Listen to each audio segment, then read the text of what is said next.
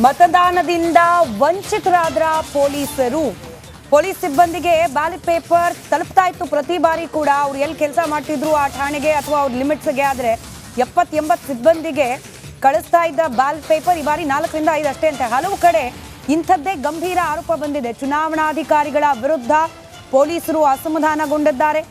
ಮತದಾನದಿಂದ ನಮ್ಮನ್ನ ದೂರ ಇಟ್ಬಿಟ್ರಲ್ಲ ಅಂತ ಹೇಳಿ ಬೇಸರವನ್ನ ವ್ಯಕ್ತಪಡಿಸಿದ್ದಾರಂತೆ. ನೋಡಿ, ಡ್ಯೂಟಿಲಿ ಇದ್ದಾರೆ, ಬಂದೋಬಸ್ತ್ ವ್ಯವಸ್ಥೆಯಲ್ಲಿ ಇರ್ತಾರೆ, ಹಾಗಂದು ಮಾತ್ರಕ್ಕೆ ಅವರಿಗೆ ಮತ ಹಾಕ್ಲಿಕ್ಕೆ ಹಕ್ಕಿಲ್ವಾ? 100% ಇದೆ.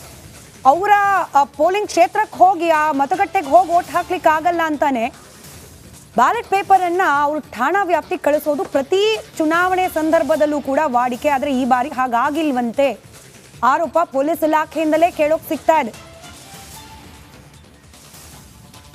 ರೈಟ್, ಮತ್ತಷ್ಟು ಡೀಟೇಲ್ಸ್ನೊಂದಿಗೆ ನಾಗೇಂದ್ರ ಬಾಬು ಲೈವ್ ಕನೆಕ್ಟೆಡ್ ಇದ್ದಾರೆ. ನಾಗೇಂದ್ರ ಬಾಬು, ಏನು ಆರೋಪ ಇದು? ಏನು ಹೇಳ್ತಿದ್ದಾರೆ ಪೊಲೀಸರು?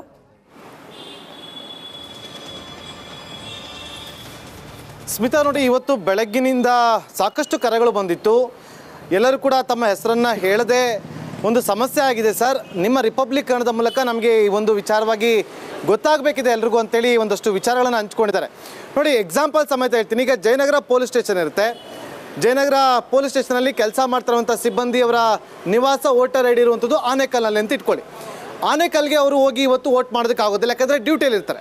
ಸೊ ಹಾಗಾಗಿ ಅವರ ಸ್ಟೇಷನ್ಗೆ ಇವರು ಒಂದು ಅಪ್ಲಿಕೇಶನ್ ಬರುತ್ತೆ. ಫಸ್ಟ್ಗೆ ಅಪ್ಲಿಕೇಶನನ್ನು ಫಿಲಪ್ ಮಾಡಿ ಕಳಿಸಿದಾಗ ಆ ಸ್ಟೇಷನ್ಗೆ ಬ್ಯಾಲೆಟ್ ಪೇಪರ್ ಬರುತ್ತೆ.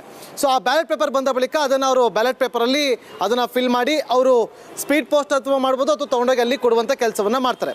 ಆದರೆ ಬೆಂಗಳೂರಿನಲ್ಲಿರುವಂಥ ಲಾ ಆ್ಯಂಡ್ ಆರ್ಡರ್ ಸ್ಟೇಷನ್ಗಳು ಮತ್ತು ಟ್ರಾಫಿಕ್ ಸ್ಟೇಷನ್ಗಳು ಎಷ್ಟು ಜನ ಇದ್ದಾರೆ, ಅಷ್ಟೂ ಸ್ಟೇಷನ್ಗಳಲ್ಲಿ ಒಂದೊಂದು ಸ್ಟೇಷನಲ್ಲಿ ಮಿನಿಮಮ್ 80ರಿಂದ 90 ಜನ ಸ್ಟಾಫ್ಗಳಿದ್ದಾರೆ.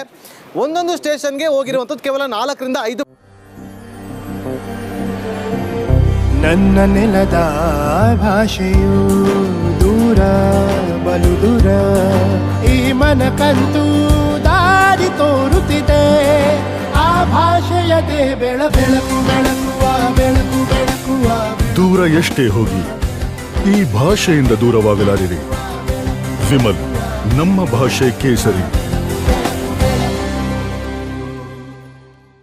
ಬ್ಯಾಲೆಟ್ ಪೇಪರ್ ಮಾತ್ರ ಅಂತೆ. ಪೊಲೀಸ್ ಅಧಿಕಾರಿಗಳು ವೈರ್ಲೆಸ್ ಮೂಲಕ ಒಂದು ಇಂಟಿಮೇಷನ್ ಅನ್ನು ಕೊಡಬಹುದಿತ್ತು. ಈಗಲೂ ಮಾಡಬಹುದಲ್ಲ, ಅದು ವ್ಯವಸ್ಥೆ ಮಾಡಬಹುದು ಅಂತ ಹೇಳ್ತಿದ್ದಾರೆ ಬದ್ರುದ್ದೀನ್ ಸರ್.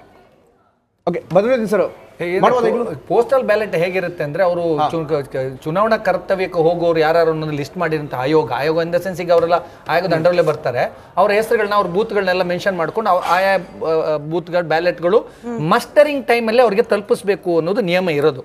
ಆದರೆ ಅವರು ಮತ ಹಾಕಿ ಅವರ ಬ್ಯಾಲೆಟ್ ಇದೆಯಲ್ಲ, ಅದು ಬೆಳಿಗ್ಗೆ ಮತ ಎಣಿಸುವ ಬೆಳಿಗ್ಗೆ ಅಂದ್ರೆ ಜೂನ್ 4ರ ಬೆಳಿಗ್ಗೆ 8 ಗಂಟೆಗಿಂತ ಮುಂಚಿತವಾಗಿ ಆಯಾ ಸಂಬಂಧಪಟ್ಟಂತ ರಿಟರ್ನಿಂಗ್ ಆಫೀಸರ್ಗೆ ತಲುಪಿರ್ಬೇಕು. ಅಲ್ಲಿ ಆಮೇಲೆ ಕೌಂಟ್ ಆಗೋದು. ಎನಿ ಟೈಮ್ ರೀಚ್ ಆಗ್ಬೋದು. ಈಗ ನಿಜವಾಗ್ಲೂ ಇಲ್ಲಿ ವ್ಯವಸ್ಥಿತವಾಗಿ ವಂಚಿತರಾಗಿದ್ರೆ ಆಯೋಗಕ್ಕೇನು ಅವ್ರಿಗೇನು ವ್ಯವಸ್ಥೆ ಮಾಡೋದಕ್ಕೇನು ಸಮಸ್ಯೆ ಇಲ್ಲ.